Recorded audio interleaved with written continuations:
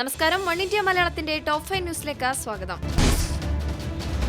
Kochi marine ഡ്രൈവിൽ പ്രശ്നമുണ്ടാക്കാൻ ശിവസേനക്കാരെ പ്രതിപക്ഷം വാടകയ്ക്കെടുത്തതാണെന്ന മുഖ്യമന്ത്രി പിണറായി വിജയന്റെ പരാമർശം നിയമസഭാ രേഖകളിൽ നിന്ന് നീക്കം ചെയ്യില്ലെന്ന സ്പീക്കർ പി ശ്രീരാമകൃഷ്ണന്റെ റൂളിംഗ്. മുഖ്യമന്ത്രിയുടേത് രാഷ്ട്രീയ അഭിപ്രായമാണ്. ഇത് സഭാ നടപടികൾക്ക് വിരുദ്ധമല്ലെന്നും സ്പീക്കർ പറഞ്ഞു.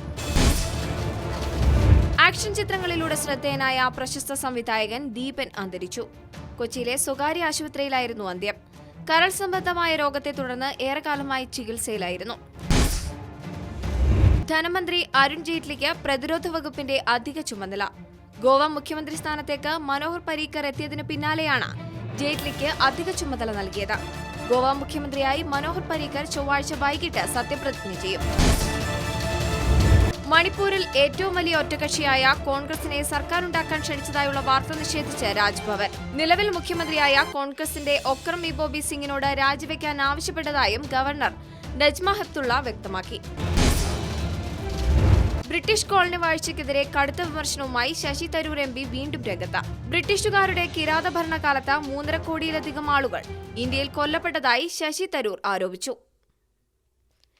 എല്ലാ ദിവസവും ടോപ്പ് 5 ന്യൂസിനായി വൺ ഇന്ത്യ മലയാളം സബ്സ്ക്രൈബ് ചെയ്യുക.